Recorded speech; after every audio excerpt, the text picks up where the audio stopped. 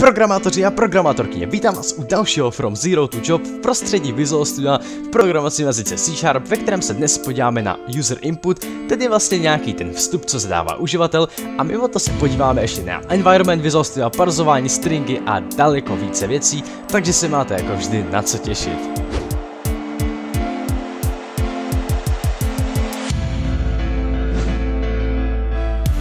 Kdo si z minule vypracoval kalkulačku, tak vypadá dost pravidelně trochu jinak než ta moje. Každopádně nezoufejte, hned vám vysvětlím, jak jsem ji vyřešil já a na základě toho potom navážeme s další látkou. Můžete si všimnout, já jsem matematické operace s našimi proměnnými, tedy variables, použil už přímo v metodě console_writeLine, tedy metoda, která nám vypisuje text do naší konzole. Jak si můžete všimnout, když na to najdu, tak mi to dokonce, pokud se najdu na ten plus, napíše, jak se s tím pracuje. Tedy pokud bychom sčítali dva integery, protože to pozná, že sčítáme dva integery, tak nám to vysvětlí, že sčítáme to vlevo a to vpravo. To máte sami i u těch ostatních a v případě, že byste tam psali něco jiného, tak by vám to samozřejmě napsal jiné věci. Tohleto totiž patří, jestli se nepletu, k IntelliSense, to je funkce, se kterou Visual Studio přichází a je to něco naprosto dokonalého. Dneska se totiž posuneme k tomu, abychom dokázali i načíst nějaký vstup od uživatele, tedy k čemu by byla vlastně kalkulačka, do které nemůžeme nic zapsat. Odmažu si tedy úkol z minule a příkaz, se kterým budeme načítat, napíšeme sem. Akorát předtím ještě než to vůbec načteme, tak zkusíme načíst třeba například uživatelovo jméno. Tedy můžeme rovnou napsat string, jak jsme si minule vysvětlili, kdo to neviděl, tak se rozhodně podívejte, je to podstatný, protože v této sérii budeme navazovat na látku, kterou jsme probrali v předešlých dílech, a napíšeme si teda string například nickname a rovnou přiřadíme tedy, teď jsme to deklarovali a rovnou inicializujeme hodnotu toho nicknameu, tudíž rovná se, a použijeme třídu console, akorát malé o, ve které je metoda readline. Tak, když napíšeme re, tak už vám to doporučujem, co by to tak mohlo být. Máme ji zde. Když se na ní kliknete, tak vám to napíše informace. Můžete si všimnout, že zde je napsaný string. To totiž znamená, že tato metoda, pokud ji tedy použijeme, vrátí, pokud budeme potřebovat, nějakou hodnotu. A ta hodnota je v tomhletom tvaru, který je napsaný zde před ní. Tedy v případě, že my chceme načíst do stringu, tak potřebujeme metodu, která vrací string. Tudíž jenom mi napíšeme a to je vlastně tak nějak všechno. Akorát předtím ještě musíme napsat uživateli, co od něj vlastně chceme, protože teď by měl prázdný řádek, do kterého by sice mohl zapisovat, ale nevěděl by vlastně co ani proč. Takže si napíšeme klasický console_writeLine a napíšeme tam pomocí stringu, který vlastně v podstatě označíme tak, že napíšeme dvě uvozovky. Stačí ve Visual Studio napsat tam jednu a ono se vám ta druhá dopíše. Napíšeme například ahoj, napiš své jméno. No a v tenhle moment uživatel bude vybídnut, aby napsal své jméno. Zároveň vám ukážu takovou vychytávku.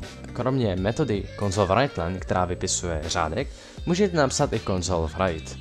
Ten totiž, mimo to, že napíše to, co chcete, tak nezalomí řádek, tudíž v podstatě to nepíše na novou řádku, ale píše to na tu stejnou. Takže v tenhle moment, když to napíšeme takhle, tak se zapíše, napiš své jméno, mezera, a rovnou na ten stejný řádek bude uživatel moct napsat své jméno. Potom ale budeme potřebovat řádek zalomit. To můžeme udělat hned několika způsoby. Nejčastějším způsobem je použít obrácené lomeno, které máte hned vedle levého shiftu. Pokud používáte anglickou klávesnici, tak i jinde, já teď mluvím o české klávesnici, a za to N. Když se podíváte zblízka, tak by se to mělo i trošičku zbarvit, ale možná to je jenom moje špatné oko a barvoslepost. Každopádně, co to značí, je, že my jsme escapenuli N-ko. Tedy, že to N-ko neznamená N, jako že ho chceme napsat, ale že tím značíme, že se má něco stát. A escapenuté N-ko zrovna v programování znamená novou řádku. Tudíž tímhletím jsme udělali novou řádku a můžeme rovnou vypsat uživatelské jméno. Tedy napíšeme si ještě jednu novou řádku, abychom tam udělali trochu mezeru, a napíšeme ahoj a teď potřebujeme vložit uživatelské jméno. To můžeme vložit opět několika způsoby. Nejčastějším způsobem, který se používá v programování, je zkrátka dát plus, tedy vlastně připojíme další string, stejně jako kdybyste skládali pucle nebo cokoliv jiného, a napíšeme název proměnné, takže nickname. Je to úplně stejné, jako když zde píšu v WriteLine, ale pozor, teď se možná divíte, tady vlastně nepřipoju ty čísla, tady je sčítám. Je to z toho důvodu, že tohle jsou integery, tedy jsou to číselné hodnoty.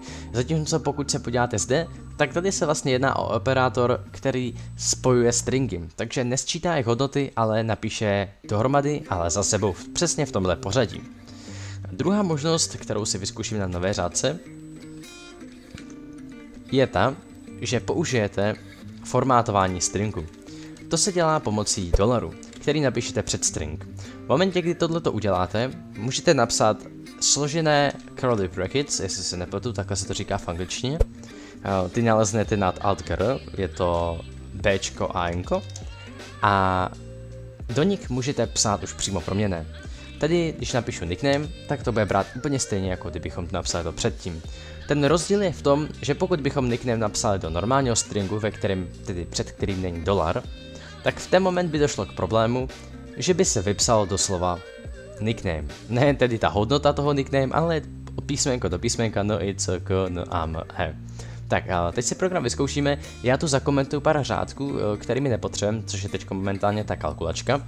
Na to je zde nahoře zelený, zeleno-bílý čudlík, který vám automaticky může zakomentovat řádky, které vy označíte a nebudete potřebovat.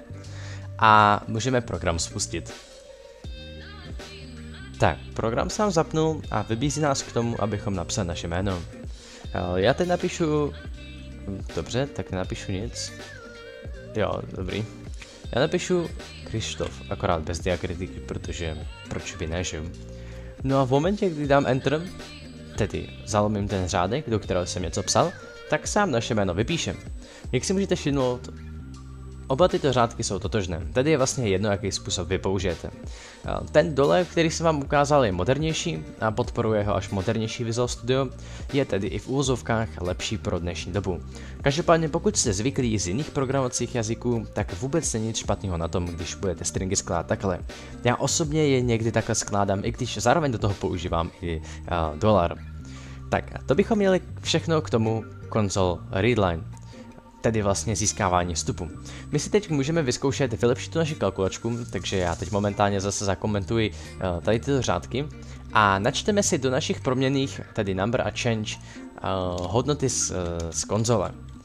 Problém je v tom, že v momentě, kdy my načítáme nějaké hodnoty, tedy například, když bychom načítali 10, tak se to defaultně bere jako string, protože program neví, jestli má očekávat, jestli to bude číslo nebo string, takže radši bere string.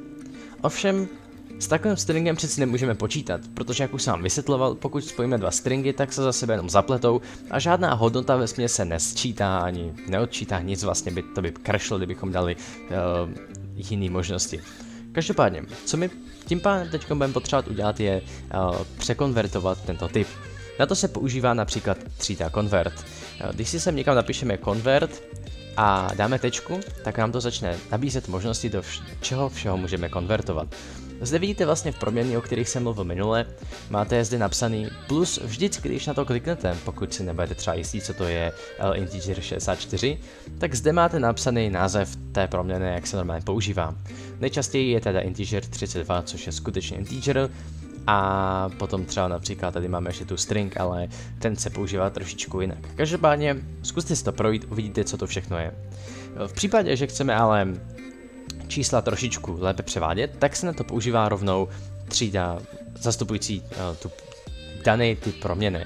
Tady my v podstatě můžeme napsat, že integer number, já to odsud smažu, protože už to nebudeme potřebovat, se rovná, napíšeme integer a zde můžeme použít metodu parse. Máte rovnou napsané, co to vlastně dělá, překonvertuje to string do 32-bitového integeru, tedy bude se to snažit to překonvertovat. Pokud tam napíšeme jako hovadinu, tak to spadne. Ale to si nebojte, to si taky vysvětlíme, jak vyřešit, aby vám nepadala vaše aplikace. Co teď napíšeme je ve zkratce jenom, že do této metody vložíme další metodu, akorát ne v WriteLine, protože to bychom něco vypisovali, my chceme napsat readLine, abychom načítali od uživatele. No a v momentě, kdy napíšem tohleto, tak si ještě skopíruju celou si tu metodu skopíruju a můžeme si ji napsat znova, kde tentokrát použijeme proměnou change a bychom mohli s tím počítat. Tak, ještě si předtím napíšeme samozřejmě, co má uživatel zapsat, takže já jsem to neskopíroval, to bylo trochu hloupý ode mne. Tak, napíšeme sem, vyber si číslo. Tak, potom si vybere uživatel číslo a vyber si druhé číslo. Toho vybídne vybrat si druhé číslo. No a aby to vypadalo trochu hezky, tak my si sem můžeme ještě dát, použijeme skládání řetězců a na začátek před první výsledek naší kalkulačky, aby tam byla trochu mezera, zalomíme, tedy pomocí toho lomeno n. Tak, no a tímhletím by to mělo být tak nějak všechno, takže jdeme zase zkoušet náš program. Tak a protože jsme nepoužili console write, ale napsali jsme console write line, tak si můžete všimnout, že píšeme na nový řádek místo na ten původní řádek. Avšak to vůbec nevadí, já si vyberu například číslo 400, tedy jestli mi to aplikace dovolí.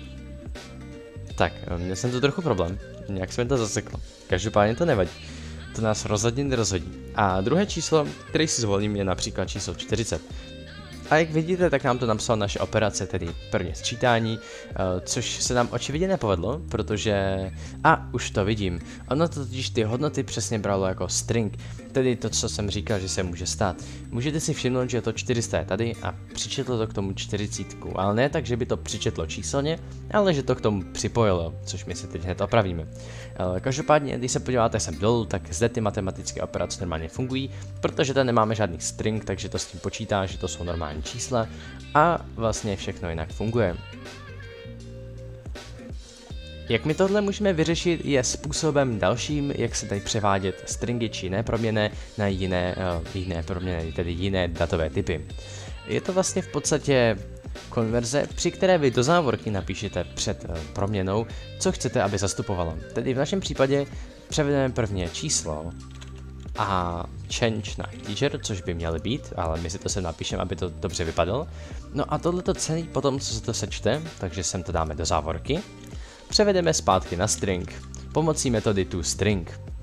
To funguje v podstatě úplně u všeho, tedy doslova u všeho. U každého objektu funguje toString, takže pokud napíšete tečka, tak by vám tam toString měl naběhnout. Ten důvod, proč to můžu aplikovat na obě tyto čísla, je ten, že jsem je dal do závorky. Můžete si všimnout, že tyto závorky jsou bílé, protože nám Visual Studio napovídá, že jsou to potřebné, zatímco šedivý text je nepotřebný, protože program chápe, jak s tím má pracovat, tudíž my ho můžeme smazat, ale já pro lepší definici ho tam nechám, abyste chápali, jak se s tím pracuje. Tak, opět zvolíme 400 a zároveň jako druhé číslo zvolíme číslo 40, myslím si, že jsem zvolil. A ano, a jak si můžete všimnout, tak už to krásně funguje, ty čísla se sčítaly, tedy jako normální čísla, a následně se na ně aplikoval ten string, aby se zalomil zde řádek. No, ostatní čísla matematika fungovala už předtím, takže zde není co si ukazovat. Každopádně to by z tohohle videa už bylo všechno. Video je přeci jenom dlouhé a osobně si myslím, že více jak takové přibližně 15-minutové video už je zbytečně moc znalostí naraz a pak by vás to asi přestalo bavit. Každopádně do příště, kdo bude chtít, tak si zkuste vymazit vaši kalkulačku, kterou jste si udělali minule, anebo teprve dnes.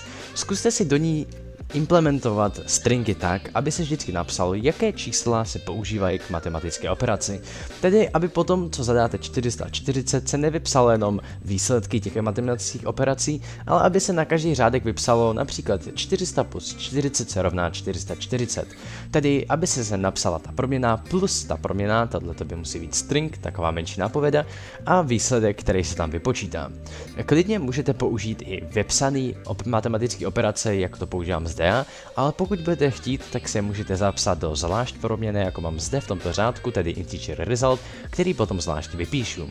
Způsob, který na to použijete, čistě na vás, můžete si použít i například dolar, který jsme si dnes vysvětlovali, no ve zkratce, jak to vyřešíte, je už vaše volba.